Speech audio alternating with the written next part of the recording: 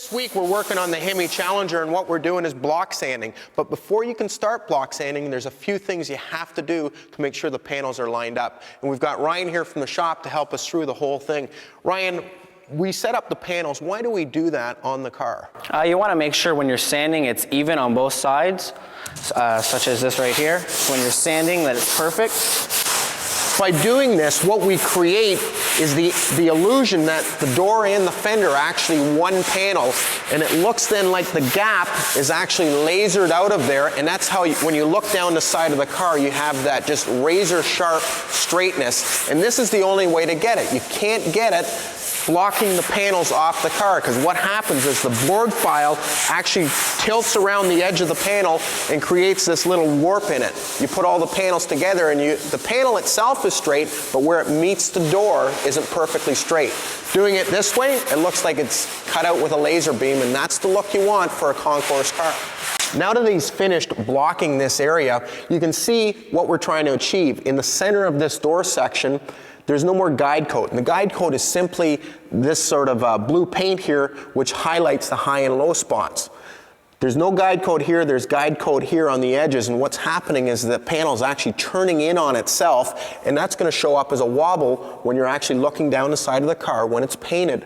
So we have two options. We keep blocking this until we're down to the bare metal like here, and if that still has a little bit of a turn in, what we're going to have to do is hammer and dolly this edge back straight again, re-poly surface the whole panel, guide coat the whole panel again, and block it again. But we're not happy until we've got this sort of situation down the whole gap of the entire door. When it looks like this, it's perfect. That's what we're after. Now, the back of the door has another unique situation that we got to take care of first. There's a few things we have to do to make sure that the panels line up properly. Ryan, maybe you can help us out with that. Sure. Some of the things you're going to want to do is make sure you got the door latches and door catch-ins, so when you close the door, it's going to line up exactly where it should be. Second is you're going to want to put some kind of weight in there to simulate the window and the inside of the door. Okay, you're going to probably want two people doing this. Okay. I got it. You got it? Yeah. Okay. Bring it down. Make sure you have two people so it doesn't rattle off the outside of the door. Once you've got that weight in there, everything lines up the same way it would with the windows in. Now, when we start blocking this, you want to keep the gaps nice and even. We see we've got a problem up on the top here already.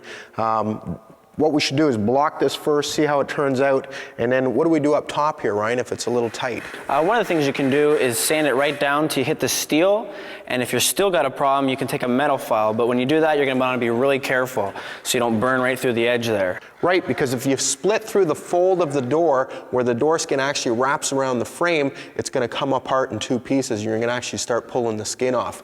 Now, sometimes you have to actually grind that away to that point, and then what we're going to have to do is take up that edge again, grind it smooth, and make sure that gap is right. Sometimes you have no other alternative but to actually cut it, reshape it, and make it out of metal first.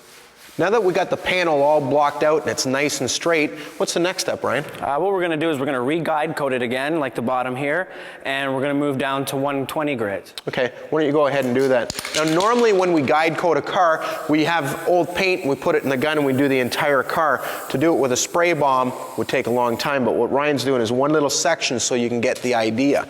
Now the guide coat actually shows us the high and low spots, and as we get the car straight, the second reason we use the guide coat is to show us the scratches. He's going from 80 to 120, then to 220, and eventually we'll use a guide coat maybe up to 300. We'll do the final primer, and then we'll wet sand that primer, and then it's ready for paint. So as you can see, it's a real time-consuming deal, but to get the car straight, and to get all the gaps real nice, it's worth it in the end if you want that perfect look.